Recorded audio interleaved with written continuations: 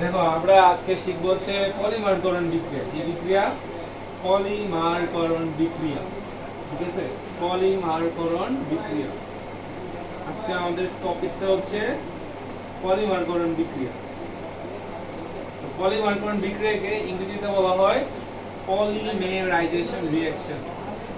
পলিমেরাইজেশন reaction এটাকে বলা হয় পলিমেরাইজেশন রিঅ্যাকশন। ঠিক আছে, আচ্ছা দেখো পলিমারকরণ বিক্রিয়া কি? পলিমার, পলি মানে অনেক, মার মানে অণু, মানে যেখানে কি হয় বলতো অনেকগুলো অণু যুক্ত থাকে সেটাকে কি বলা হয় বলতো? সেটাকে পলিমার বলা হয়। পলি মানে অনেক আর মার মানে অণু, তার মানে যেখানে অনেকগুলো অণু যুক্ত থাকে, যে বিক্রিয়ার মাধ্যমে অনেকগুলা ছোট্ট ছোট্ট ক্ষুদ্র ক্ষুদ্র অণু যুক্ত হয়, সেই বিক্রিয়াটাই হচ্ছে পলিমারকরণ বিক্রিয়া। তাহলে আমরা সংজ্ঞাটা কিভাবে লিখতে পারি? আমরা লিখবো যে বিক্রিয়া, কি লিখবো?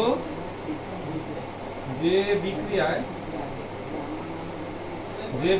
অনেকগুলো হ্যাঁ, যে বিক্রিয়ায় অনেকগুলো ক্ষুদ্র ক্ষুদ্র অণু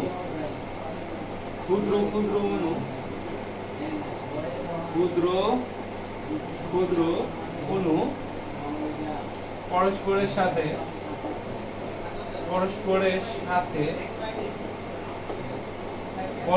সাথে যুক্ত হয়ে বৃহৎ অণু গঠন করে। কি গঠন করে? বৃহৎ অণু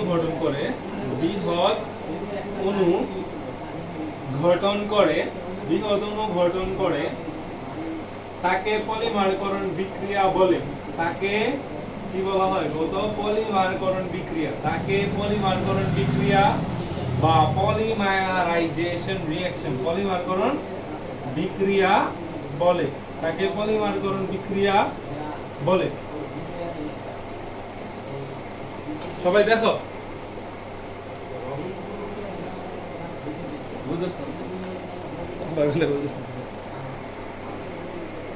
আচ্ছা দেখো, যে বিক্রিয়ায় অনেকগুলা ক্ষুদ্র ক্ষুদ্র অণু পরস্পরের সাথে যুক্ত হয়ে কি করে কত বৃহৎ অণু গঠন করে, সেটা হচ্ছে পলিমারকরণ বিক্রিয়া। যেমন ধরো এই যে একটা ক্ষুদ্র অণু, এই যে আরেকটা ক্ষুদ্র অণু, এই দুটোকে যদি যুক্ত করি তাহলে কি হবে? দেখো তো দুইটা অণু হবে না।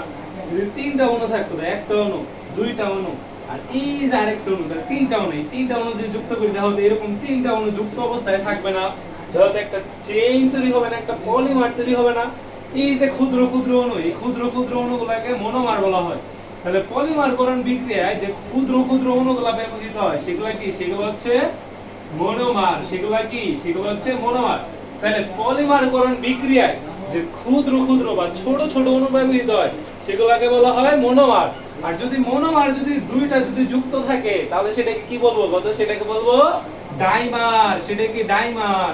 তার মানে দুইটা মনোমার যুক্ত থাকলে সেটাকে আমরা কি বলি? সেটাকে আমরা বলি ডাইমার। দুইটা মনোমার যুক্ত থাকলে সেটাকে বলা হয় ডাইমার। যে দুইটা মনোমার যুক্ত থাকলে তাকে কি বলা? ডাইমার। কারণ এই জায়গায় কয়টা মনোমার? তিনটা মনোমার যুক্ত, তাহলে এটাকে কি বলবো? এটাকে বলবো ট্রাইমার। কি বলবো? ট্রাইমার। কি মার? ট্রাইমার। ঠিক আছে, তাইলে দেখো এই মনোমারের সংখ্যার উপর ভিত্তি করে আমরা এই যে ডাইমার, ট্রাইমার, টেট্রামার, পেন্টামার এরকম যৌগ গঠন করতে পারি। দেখো যদি এই জায়গায় আমরা দুইটা ডাইমার যুক্ত করি তাহলে কয়টা অণু হবে? দেখো তো চারটা অণু হবে না? কয়টা অণু হবে? চারটা অণু। তাহলে চারটা অণু হলে এটাকে কি বলবো বলতো? এটাকে বলবো টেট্রামার। কি বলবো?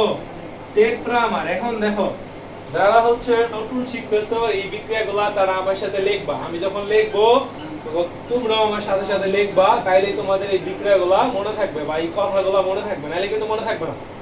তাইলে মনোমার কাকে বলে? পলিমারকরণ বিক্রিয়ায় যে ক্ষুদ্র ক্ষুদ্র অণু বা যে ছোট্ট ছোট্ট অণুগুলো যুক্ত হয় সেগুলোকে বলা হয় মনোমার। দুইটা মনোমার যুক্ত হলে তাকে বলা ডাইমার, তিনটা মনোমার যুক্ত হলে ট্রাইমার, দুইটা ডাইমার যুক্ত হলে টেট্রামার, যদি দুইটা টেট্রামার যুক্ত হয় তাহলে তাকে কি বলবে? তাকে অক্টামার বলবো। যদি পাঁচটা মনোমার যুক্ত হয় তাহলে পেন্টামার। মানে এইভাবে, বুঝতে পারছো সবাই? আচ্ছা সবাই আমাকে একটু কমেন্টে রিপ্লাই দিবা, ঠিক আছে? কমেন্টে বলবা হ্যাঁ, যে হচ্ছে চারটা ডাইমার হলে সেটাকে আমরা কি বলবো? চারটা ডাইমার যুক্ত হলে তাকে আমরা কি বলবো? ধরো চারটা ডাইমার, তাহলে এটাকে আমরা কি বলবো? চারটা ডাইমার হলে তাকে কি বলা হয়? ঠিক আছে, চারটা ডাইমার যদি যুক্ত থাকে তাহলে তাকে কি বলা হয়? এটা সবাই কমেন্টে দিবা। ঠিক আছে, সবাই কমেন্টে দিবা।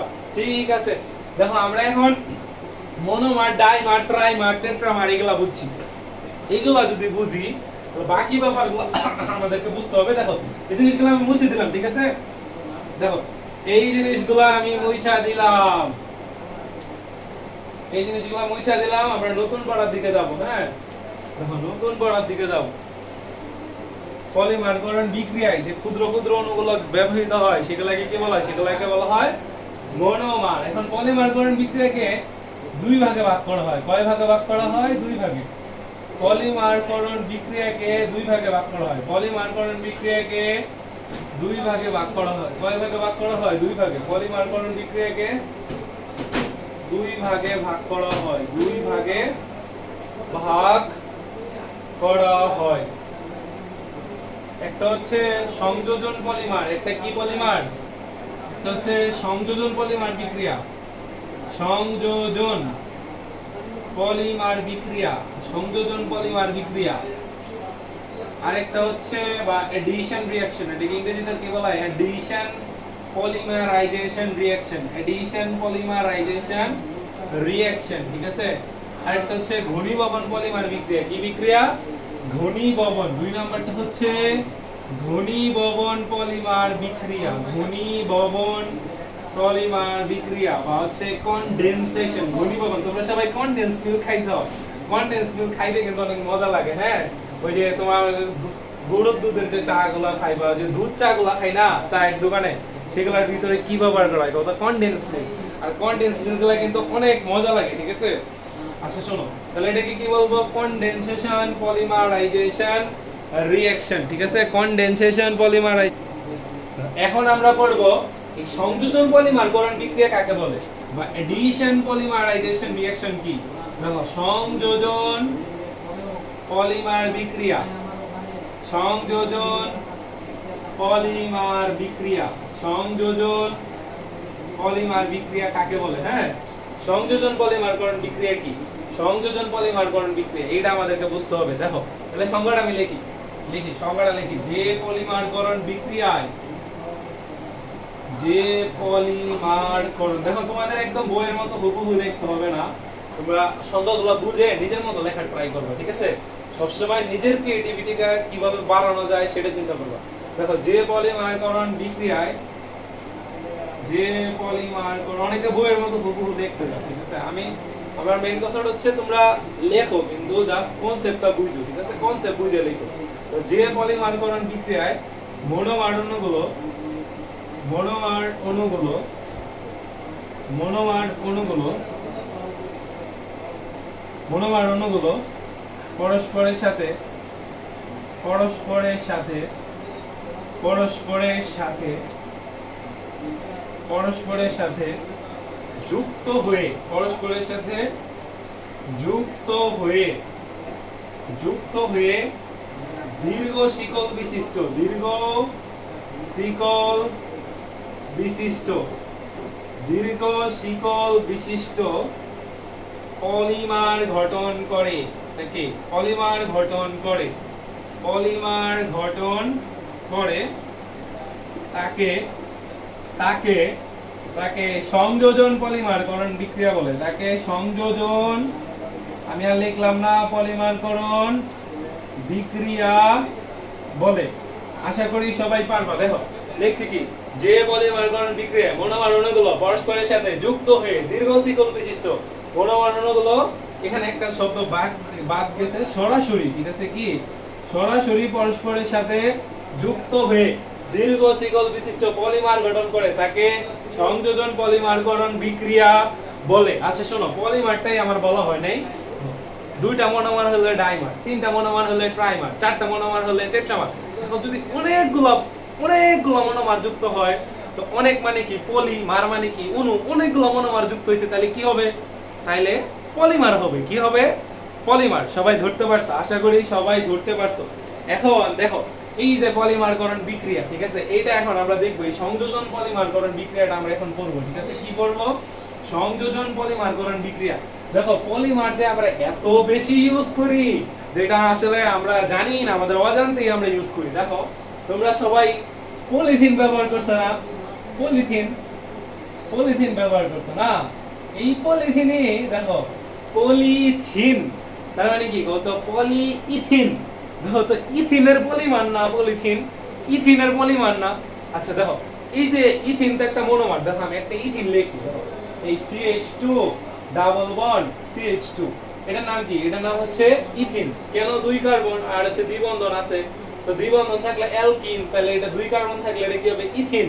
শুনেন এই যে ইথিন আমরা অনেকগুলা, এটা কি ইথিনের একটা মনোমার, মানে একটা ইথিন আছে না, তার মানে এটা একটা ইথিনের মনোমার। এখন এই ইথিনকে আমরা অনেকগুলা ইথিন সংযুক্ত করতে চাই, যুক্ত করতে চাই। এখন ইথিন কি এমনি যুক্ত হবে? এমনি কি কোনো কিছু যুক্ত হয়? হয় না, ঠিক আছে। এর জন্য আমাদের কি করতে হয়? কত উচ্চ চাপ দিতে হয়, উচ্চ তাপমাত্রা দিতে হয়। এখানে আমাদের উচ্চ চাপ দিতে হবে। সেই চাপটা কত?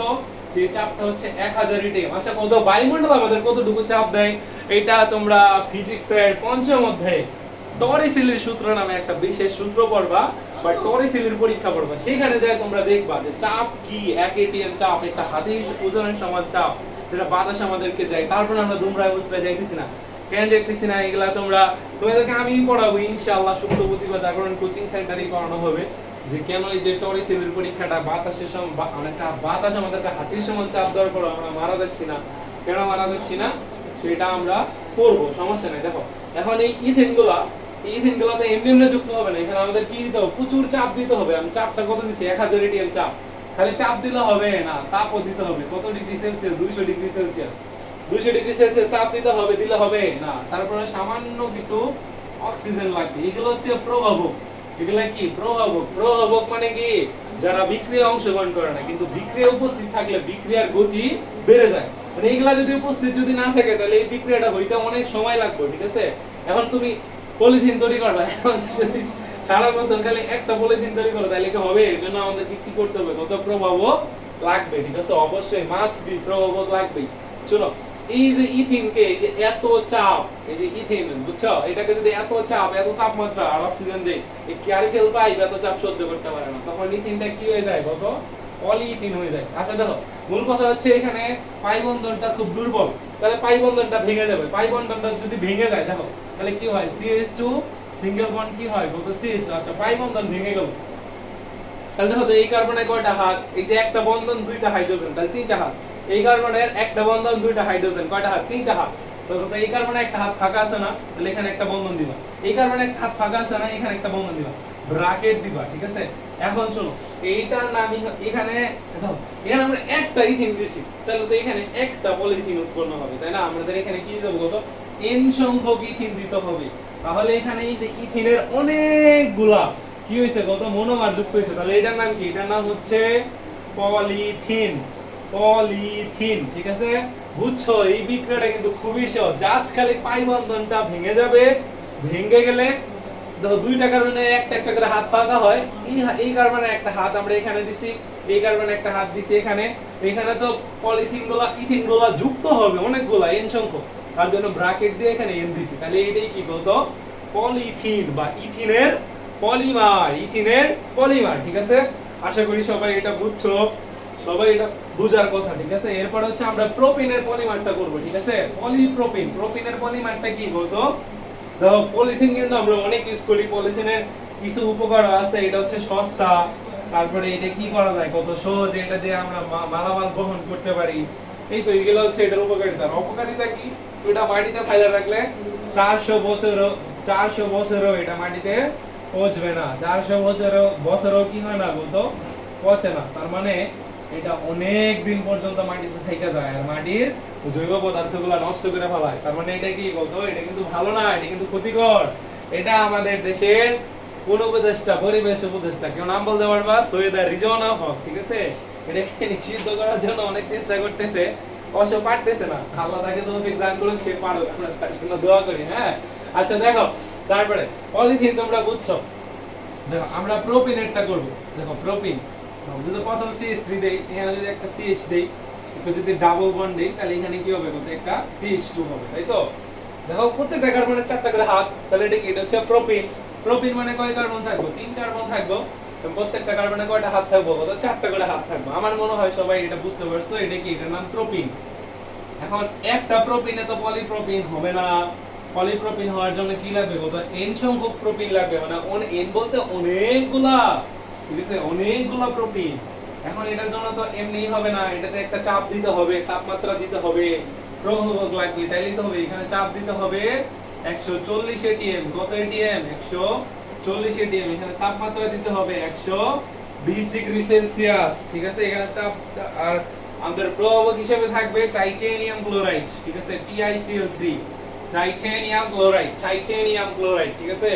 এটা ওই যে কোন ম্যাকগ্রেগরে তোমরা ভিডিও দেখার কথা, টাইটেনিয়াম সিম্বন, ঠিক আছে। আচ্ছা দেখো, দেখো এই যে আমাদের রুটাইল ক্লোরাইড, এটা যদি ইয়া হয়, দেখো তাহলে আমাদের কি হবে? এই যে এখানে পাই বন্ধনটা ভেঙে যাবে, ঠাস করে ভেঙে যাবে পাই বন্ধন। মানে যখন এত চাপ দিব, এত তাপমাত্রা দিব, পাই বন্ধন তো আইফেল পাইপ না, পাই বন্ধন কি হবে? কত? এত চাপ সহ্য করতে পারে না, ঠিক আছে। তখন এটি কি হবে? ভেঙে যাবে। তো যদি ভেঙে যায়, দেখো কি হয়? CH3 সিঙ্গেল বন্ড CH, এই দেখো এখানে একটা সিঙ্গেল বন্ড, একটা লাগবে CH2। দেখো তো এই কার্বনে কয়টা হাত? 2টা বন্ধন, একটা হাইড্রোজেন, কয়টা হাত? 3টা হাত। এই কার্বনে একটা হাত ফাঁকা, এই একটা হাতকে তুমি নিচে দাও।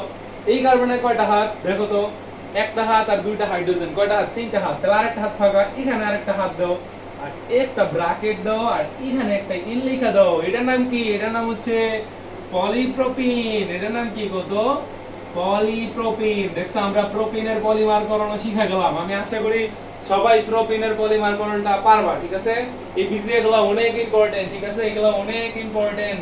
5 স্টার রিঅ্যাকশন অনেক ইম্পর্টেন্ট, ঠিক আছে। তো পলিপ্রোপিন আমার মনে হয় তোমরা পারবা, ঠিক আছে। এটা হচ্ছে পলিপ্রোপিন, ঠিক আছে, এগুলো আশা করি তোমরা পারবাই। তারপর হচ্ছে আমি যাব ভিনাইল ক্লোরাইড, ওই যে পিভিসি।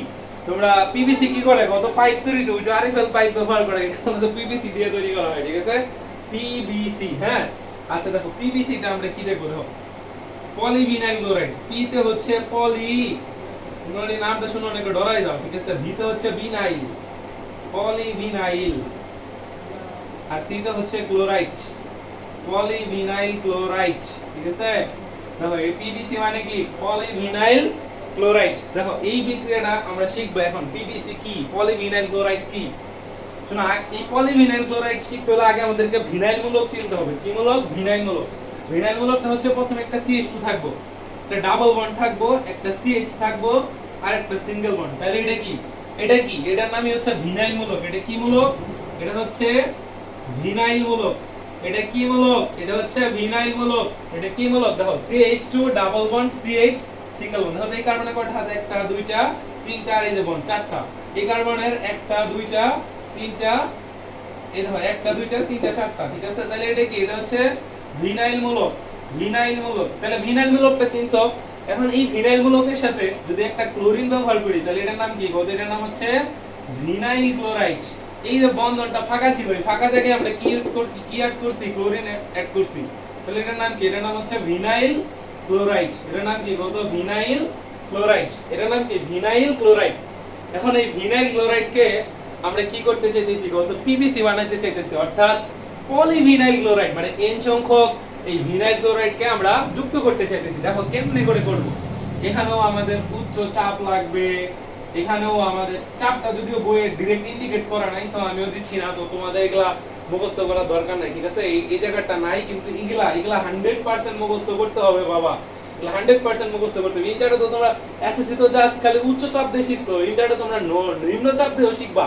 এখানে 70 atm চাপ, 50 ডিগ্রি সেলসিয়াস তাপমাত্রা, তারপর হচ্ছে সামান্য অক্সিজেন, এটা হচ্ছে ইন্টারে শিখবা। এটা তো উচ্চ চাপে করছি, নিম্ন চাপেও করা যায়, ঠিক আছে। এটা তোমরা ইন্টারে যাই শিখবা। তখন ক্রোমিক অক্সাইড ব্যবহার করতে হবে, অক্সিজেনের জায়গায় কি ব্যবহার করতে হবে? Chromic oxide. এটা তোমরা ইন্টারে যাই শিখবা, ঠিক আছে। জৈব যৌগের ভিতরে পড়বা। দেখো উচ্চ চাপ, আর আমাদেরকে কি ব্যবহার করতে হবে? উচ্চ তাপমাত্রা, উচ্চ তাপমাত্রা, উচ্চ তাপমাত্রা। আর কি ব্যবহার করতে হবে? জৈব পারক্সাইড। কি ব্যবহার করতে হবে? জৈব পারক্সাইড, জৈব পারক্সাইড। জৈব পারক্সাইড অনেকে বুঝো না। পারক্সাইড, অক্সাইড, পারক্সাইড মানে যেখানে অক্সিজেনের জারণ সংখ্যা হচ্ছে -1, ঠিক আছে, -1। মানে H2O2, এখানে অক্সিজেনের জারণ সংখ্যা কত? -1 এটা কি এটা হচ্ছে হাইড্রোজেন পারঅক্সাইড এটা কি জৈব পারঅক্সাইড না এটা কি অজৈব পারঅক্সাইড হ্যাঁ এখন তোমাদেরকে একটা জৈব পারঅক্সাইড দেখাই দেখো জৈব পারঅক্সাইড যেমন আছে আমাদের C6H5O2 ঠিক আছে এই যে এটা হচ্ছে কি একটা জৈব পারঅক্সাইড ঠিক আছে এটা কি একটা জৈব পারঅক্সাইড এটা হচ্ছে বেনজিনের মূলকটা অক্সাইড তাহলে বেনজেন পারঅক্সাইড ঠিক আছে সো এইগুলা তোমাদের দরকার নাই বাবা এইগুলা দরকার নাই ঠিক আছে জৈব পারঅক্সাইড খালি জাস্ট নিচে লিখবা লিখলে পরে এটা কিভাবে করবা দেখো এই যে পাই বন্ধন এটা কিন্তু আইসেল পাইপ না ঠিক আছে এটা খুবই দুর্বল বন্ধন এই যে উচ্চ চাপ দিছি উচ্চ তাপমাত্রা দিছি আইসেল পাইপ না হওয়ার কারণে এই পাই বন্ধনটা কি হবে গো তো ভেঙে যাবে ভেঙে গেলে কি হবে গো তো এই যে এইভাবে লিখলাম আচ্ছা দেখো তো এই কার্বনের কয়টা হাত দুইটা হাইড্রোজেন আর একটা বন্ধন তাহলে দুইটা হাত তাহলে একটা ফাঁকা থেকে এই হাত এখানে দিবা এই কার্বনের এই হাইড্রোজেনের সাথে একটা বন্ধন আছে ক্লোরিনের সাথে একটা বন্ধন আছে আর এখানে একটা বন্ধন তাহলে কয়টা বন্ধন আছে তিনটা আরেকটা বন্ধন ফাঁকা আছে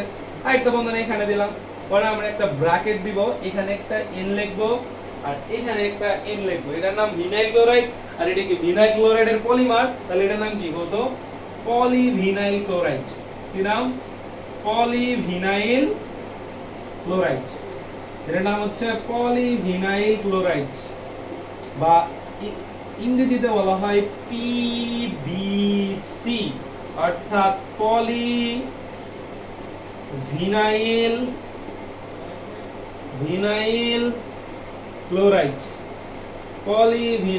ক্লোরাইড ঠিক আছে তাহলে দেখো তো এখানে আমরা এটাকে কেন সংযোজন এই তিনটা বিক্রিয়া কেন সংযোজন পলিমারকরণ বিক্রিয়া দেখো তো এই মনোমারগুলা সরাসরি নিজেদের সাথে যুক্ত হইতেছে না নিজেদের এখানে কি অন্য কোনো মূলক হইছে এখানে কি কোনো অপসারণ হইছে অন্য কোনো মূলক যুক্ত হইছে হয় না তাহলে এখানে নিজেদের সাথেই পরস্পরের সাথে যুক্ত হয়ে এই যে পলিমার তৈরি করতেছে এইজন্য এগুলা কি এগুলো হচ্ছে সংযোজন পলিমারকরণ বিক্রিয়া এই সবগুলা কি বলতো সংযোজন পলিমারকরণ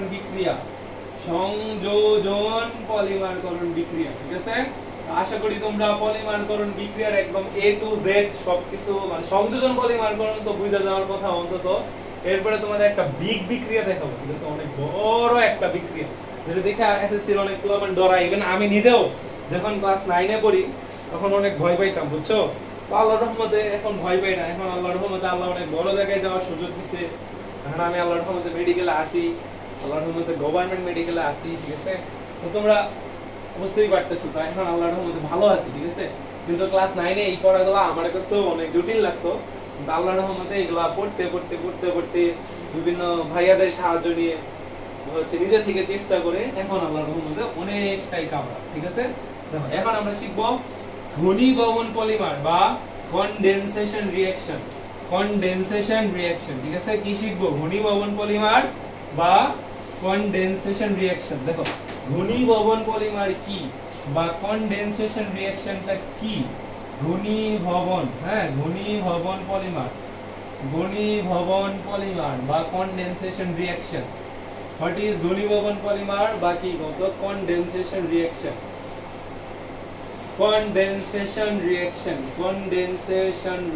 ঠিক আছে ঘনীভবন পলিমার বা কনডেনসেশন রিঅ্যাকশন কি আগে আমাদেরকে সংজ্ঞাটা জানতে হবে ঠিক আছে ঘনীভবন পলিমার বা কনডেনসেশন রিঅ্যাকশনটা কি ঠিক আছে আচ্ছা দেখো ঘনীভবন পলিমার বিক্রিয়া ঠিক আছে তাহলে এটা তোমরা কি লিখবা সংজ্ঞাটা আগে লিখবা ঠিক আছে সংজ্ঞাটা আমাদের জানতে হবে ঠিক আছে সংজ্ঞাটা হচ্ছে যে পলিমারকরণ বিক্রিয়ায় সবাই খাতায় আমার সাথে সাথে লিখবা নাইলে কিন্তু হবে না বুঝছো খাতা কলম নিয়ে বসতে হবে অবশ্যই খাতা কলম নিয়ে বসতে হবে যে পলিমারকরণ বিক্রিয়ায় ক্ষুদ্র ক্ষুদ্র মনোমার অণুগুলো পরস্পরের সাথে যুক্ত হবার সময় ক্ষুদ্র ক্ষুদ্র মনোমার অণুগুলো পরস্পরের সাথে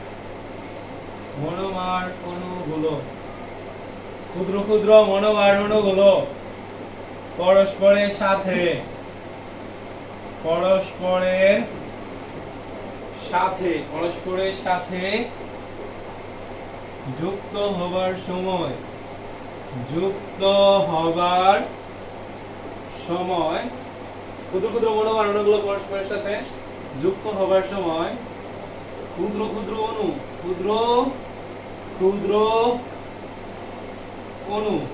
অণু যেমন কার্বন ডাই অক্সাইড পানি ইত্যাদি অপসারণ করে যেমন কার্বন ডাই অক্সাইড, তারপরে কি কত পানি ইত্যাদি অপসারণ করে,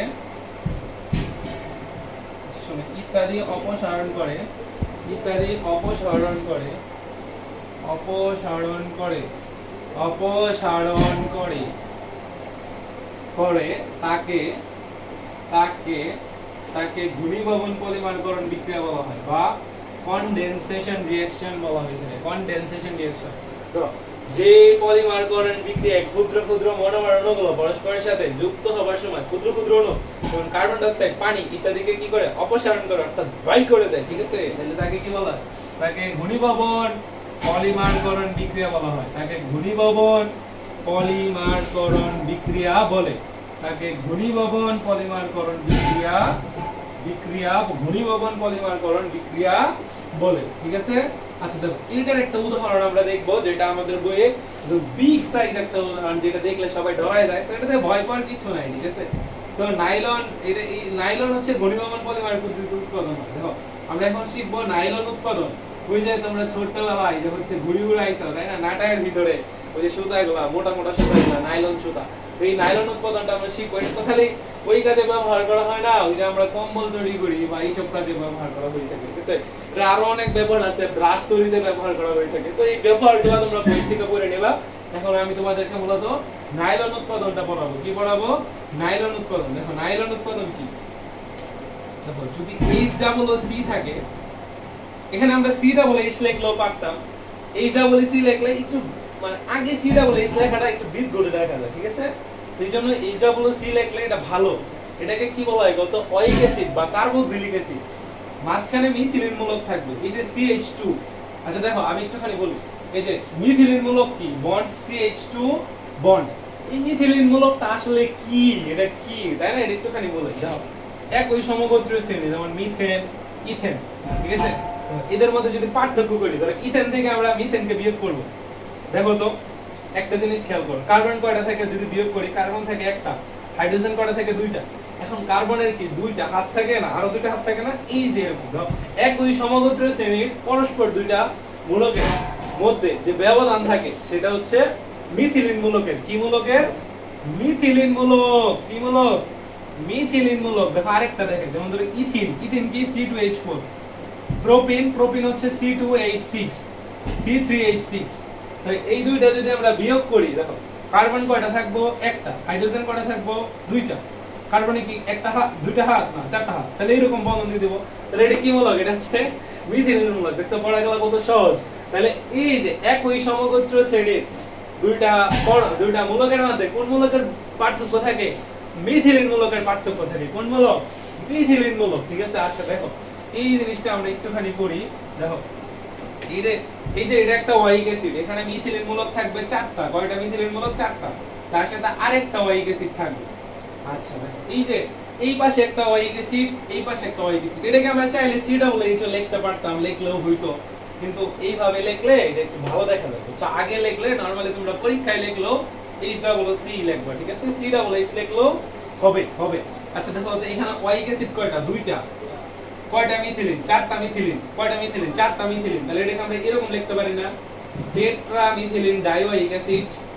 দুইটা ওয়িক অ্যাসিড না, তাহলে এরকম লেখা যায় না, টেট্রামিথিলিন ডাইওয়িক অ্যাসিড।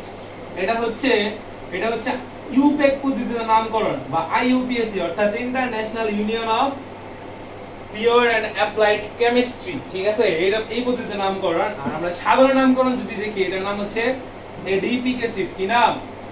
Adipic acid. কি নাম? Adipic acid. এডিপিক অ্যাসিড, ঠিক আছে। এডিপিক অ্যাসিড নাম মনে রাখাটাই মনে হয় ভালো, ঠিক আছে। তোমরা এটা লিখলেও হবে, এটা লিখলেও হবে। তাহলে এটার নাম কি? টেট্রামিথিলিন ডাইওয়িক অ্যাসিড। তোমরা এটারে যা করবা সাধারণ নামকরণ, উদ্ভূত পদ্ধতিতে নামকরণ, IUPAC পদ্ধতিতে নামকরণ। এখন তোমরা জায়গা রাখো, সমস্যা নাই, এগুলা দেখে ভয় পাওয়ার কিছু নাই, পারবা ইনশাআল্লাহ, তোমরা পারবা। দেখো এটার নাম কি? টেট্রামিথিলিন। চারটা মিথিলিন আছে। ওয়িক অ্যাসিড কয়টা আছে? দুইটা। তাহলে টেট্রামিথিলিন ডাইওয়িক অ্যাসিড, ঠিক আছে, বুঝছো? এটার সাথে এই যে NH2, এটাকে কি বলা হয়? বলতে অ্যামিন মূলক। কি মূলক? অ্যামিন মূলক। এই যে এটার সাথে লাগবা CH2-6। কি লাগবা? CH2-6। কয়টা মিথিলিন দিছি? কত? 6টা মিথিলিন। আবার এই সাইডে আরেকটা NH2 দিবা। তাহলে কয়টা NH2 দিলাম দেখো, দুইটা NH2 দিলাম, মাঝখানে CH2 কয়টা দিলাম, 6টা। তাহলে এইটার নাম কি? এটার নাম হচ্ছে দেখো এই যে অ্যামিন মূলক, এটা হচ্ছে NH2 মানে অ্যামিন মূলক। নাইট্রোজেনে কয়টা হাত থাকে? 3টা হাত। দুইটা হাইড্রোজেন একটা বন্ধন, 3টা হাত। দুইটা হাইড্রোজেন একটা বন্ধন, 3টা হাত। আচ্ছা একটা জিনিস খেয়াল করো, এইটার নাম কি? দুইটা অ্যামিন মূলক আছে তাই না, আর মিথিলিন মূলক কয়টা? 6টা।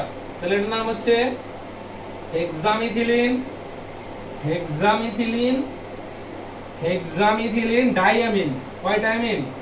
দুইটা অ্যামিন। তাহলে এটার নাম কি? Hexamethylene diamine. সবাই আশা করি নামকরণ বুঝতে পারছো। নামকরণ নিয়ে মনে হয় না কারো ভেজাল থাকার কথা। এটার নাম কি? দেখো কয়টা মিথিলিন? 6টা মিথিলিন। হেক্সামিথিলিন অ্যামিন কয়টা? দুইটা। তাহলে ডাইঅ্যামিন, ঠিক আছে? এই দুইটাকে যদি আমরা বিক্রিয়া করাই, এই দুইটাকে যদি আমি নামটা মুছে দিতেছি নিচে, হ্যাঁ তোমরা আশা করি নামটা পারবা। আমার আসলে বিক্রিয়া করার জন্য জায়গা দরকার, ঠিক আছে? এইজন্য মুছে দিলাম আর কি। হ্যাঁ দেখো এই যে এই জায়গায় একটা প্রভাবক লাগবে। প্রভাবকটা হচ্ছে টাইটেনিয়াম অক্সাইড বা রুটাইল অক্সাইড। কি অক্সাইড? রুটাইল অক্সাইড বা টাইটেনিয়াম অক্সাইড। কনর ম্যাকগ্রেগরের টাইটেনিয়াম সিম্বল, ঠিক আছে? হাবিবের সাথে হেরে গেছিল। এটা হচ্ছে আমাদের দেখতে খুবই, আমার চোখে এত শান্তি লাগছিল যখন কনর ম্যাকগ্রেগর হাইরে গেছে, হাবিব যখন লাভ দিছে, ঠিক আছে? যখন ডিলান ডেনিসের উপর মাইটটা দিছে, আমাদের এত শান্তি লাগছিল, হ্যাঁ বলার বাহিরে। আচ্ছা দেখো এই যে একটা OH মূলক, এই যে একটা OH মূলক, দুইটা OH মূলক, ঠিক আছে? এই NH2 থেকে যদি একটা হাইড্রোজেন ছড়াই দিই, আর এই NH2 থেকে যদি একটা হাইড্রোজেন ছড়াই দিই, ধরো ছড়াই দিলাম, তো এই H টা এই OH এর সাথে মিলে কি উৎপন্ন করব? পানি উৎপন্ন করব। এই H টা এই যে OH এর সাথে মিলে কি উৎপন্ন করব? পানি উৎপন্ন করব না। এই H আর এই জায়গার H, তো এই H এই OH এর সাথে মিলে পানি উৎপন্ন করব, আবার এই H টা এই OH এর সাথে মিলে কি উৎপন্ন করব? পানি। দেখো তো তাহলে পানি কয়টা হইলো? পানি তাহলে কয়টা হইলো? পানি তাহলে কয়টা হইলো? আচ্ছা বিক্রিয়া আমি উৎপাদগুলো নিচে লিখতেছি, ঠিক আছে? পানি কয়টা হলো? 2 অণু পানি হলো, তাই না? 2 অণু পানি হইছে। আচ্ছা দেখো 2 অণু পানি হইছে, এখান থেকে এই OH সরাই দিছি, তাহলে এখানে একটা ফাঁকা হাত তৈরি হইছে না? তাহলে আমরা কি লিখবো? কত বন্ড OC বন্ড। এখানে কি লিখবো? কত CH2 কয়টা আছে? 4টা বন্ড। এখান থেকে তো OH সরাই দিছি, তাহলে এখানে Ca লিখবো। OH যদি সরাই দিই, এখানেও একটা ফাঁকা হাত তৈরি হইছে, এই ফাঁকা হাতে কে যুক্ত হবে? এখান থেকে তো একটা হাইড্রোজেন সরাই দিছি, তাহলে এটা কি হবে? কত শুধু NH হবে না, হাইড্রোজেন সরাই দিছি। তারপরে এইটার সাথে দেখো তো মিথিলিন মূলক কয়টা থাকবে? 6টা। আবার এইটার থেকেও একটা হাইড্রোজেন সরাই দিছি না, তাহলে কি হবে? Bond NH। যেহেতু হাইড্রোজেন সরাই দিছি, তাহলে ওখানে একটা ফাঁকা হাত হইছে না, তাহলে এখানে একটা বন্ড দিবা। চলো 2 অণু পানিটাকে আমরা একটু উপরে লেখা দিই, ঠিক আছে? একটু উপরে লেখা দিই। দেখো এখানে একটা ফাঁকা হাত দিলা, ঠিক আছে? আর 2 অণু কি আছিল? কত পানি। আচ্ছা একটা জিনিস খেয়াল করো, এই যে এখানে এটা কি একটা পলিমার হইছে না? এটা কি একটা পলিমার হইছে না? এই যে এখানে n সংখ্যক পলিমার, ঠিক আছে? শোনো এই দেখো নাইট্রোজেনে কয়টা হাত? একটা, দুইটা, আর হাইড্রোজেনে একটা। কয়টা হাত হইছে? 3টা হাত হইছে, ঠিক আছে? বুঝতে পারছো? সবাই কি বুঝতে পারছো? নাইট্রোজেনে কয়টা হাত হইছে? নাইট্রোজেনে হাত হইছে, আমি এই লিংকগুলো মুছে দিলাম, ঠিক আছে? লিংকগুলো মুছে দিলাম। আচ্ছা খেয়াল করো, দেখো এই যে এটা দেখো এই জায়গায় OH টা সরাই দিছি, তাহলে কি থাকে? Bond OC single bond. Methylene 4টা সিঙ্গেল বন্ড, CO একটা। এখান থেকে একটা হাইড্রোজেন সরাই দিছি, তাহলে কি হবে? Bond NH single bond, CH2 6 bond. এখান থেকে একটা হাইড্রোজেন সরাই দিছি, তাহলে বন্ড NH। যেহেতু হাইড্রোজেন সরাই দিছি, হাইড্রোজেন হাত ফাঁকা হয়ে গেছে, যেখানেই সরাই দেব কোনো জিনিস সেখানেই বন্ধন তৈরি হবে। কি তৈরি হবে? বন্ধন। আচ্ছা শোনো এই জায়গায় একটা N দিবা, এই জায়গায় একটা N দিবা, আর এই জায়গায় একটা N দিবা, ঠিক আছে? তাইলে দেখো এই যে এইটার নামই হচ্ছে নাইলন 6:6। এটার নাম কি? এটার নামই হচ্ছে নাইলন 6:6। দেখছো এত বড় একটা বিক্রিয়া আমরা কত সহজে করে ফেলাইলাম। এখান থেকে একটা OH সরাই দিলাম, এখান থেকে একটা OH সরাই দিলাম, এখান থেকে একটা হাইড্রোজেন সরাই দিছি, এখান থেকে একটা হাইড্রোজেন সরাই দিছি। হাইড্রোজেন OH পানি, হাইড্রোজেন OH পানি। বুঝতে পারছো? তাহলে কয়টা পানি হইছে? 2টা পানি। কিন্তু এখানে n সংখ্যক যুক্ত করছিলাম, তার জন্য 2n পানি, ঠিক আছে? বোঝা গেছে? এখান থেকে একটা OH সরাই দিছি, তাহলে এখানে একটা বন্ড তৈরি হবে, এখানে বন্ড OC, এখানে CH2 4, এখানে বন্ড CO। এই যে এখান থেকে OH সরাই দিছি, তাহলে একটা বন্ড তৈরি হবে। এই বন্ডে আবার কে যুক্ত হবে? এই যে এখান থেকে একটা হাইড্রোজেন সরাই দিছিলাম, তাহলে NH বন্ড। যখন হাইড্রোজেনে কয়টা হাত থাকে? 3টা হাত থাকে না? 3টা হাত থেকে দাও, একটা, দুইটা, আর হাইড্রোজেন একটা, 3টা, ঠিক আছে? বুঝছেন? হাইড্রোজেনে 3টা হাত থাকে, তারপরে বন্ড CH2 6 এইটা, তারপরে বন্ড কি হয়? NH। আর এখান থেকে একটা হাইড্রোজেন সরাই দিছি, তাই এখানে একটা ফাঁকা হাত তৈরি হবে। এটার নাম নাইলন 6:6। এখন অনেকে বুঝে না স্যার 6:6 কি? এটা দেখলে কেমন জানি জ্বালা জ্বালা লাগে। এই 6:6 দ্বারা মূলত কার্বন সংখ্যার অনুপাত বোঝানো হয়েছে। কি বোঝানো হয়েছে? কার্বন সংখ্যার অনুপাত। এর মেডিকেল ভর্তি পরীক্ষা আসে যে 6:6 দ্বারা কি বোঝানো হয়? মূলত কার্বন সংখ্যা বোঝানো হয়। দেখো এই NH এর আগে দেখো তো কার্বন কয়টা? একটা। আর এখানে কয়টা? চারটা। তাহলে কয়টা হলো? পাঁচটা। আর এখানে একটা, কয়টা হলো? ছয়টা। দেখছো এই NH এর আগে কার্বন কয়টা? ছয়টা। NH এর পরে দেখো এখানে কার্বন কয়টা? ছয়টা। তাহলে কত হলো? কত? 6:6 হলো না? তার মানে এখানে 6:6 দ্বারা মূলত কি বোঝানো হয়? কার্বন সংখ্যা বোঝানো হয়। ঠিক আছে? তো আজকের মতো আমরা ক্লাসটা এখানেই শেষ করলাম বাবারা। এখানে অনেক পরিশ্রম, আজকে আমি হচ্ছে ঢাকা টিউশন করে আসতে হইছে। ঠিক আছে? তারপরে সকালে আমি টিউশন করছি। এখানে মূলত হচ্ছে আমার যারা প্রাইভেটে আসো নাই তাদের জন্যই হচ্ছে মূলত এই ক্লাসটা নেওয়া। তোমরা এই ক্লাসটা দেখবা। ঠিক আছে? তোমাদের অবশ্যই উপকার হবে। এই পলিমারকরণ বিক্রিয়া প্রতিবার আসে। গতবার আমি পড়াইছি, ঢাকা বোর্ডে আসছে। ঠিক আছে? আমি বলছি যে পড়ে যাবে না সেই ধরা খাবা। হ্যাঁ, তো এই বিক্রিয়াটা অনেক সহজ। ঠিক আছে? তো তোমরা এগুলা প্র্যাকটিস করবে। এত বড় বিক্রিয়া দেখা ভয় পাওয়ার কিচ্ছু নাই। ঠিক আছে? ভয় পাওয়ার কিচ্ছু নাই। চেষ্টা করলে মানুষ সবই পারে। ঠিক আছে? সবাই থাকো। আল্লাহ হাফেজ, আল্লাহ হাফেজ, আল্লাহ হাফেজ। ঠিক আছে? থাকো। আল্লাহ হাফেজ, আল্লাহ হাফেজ।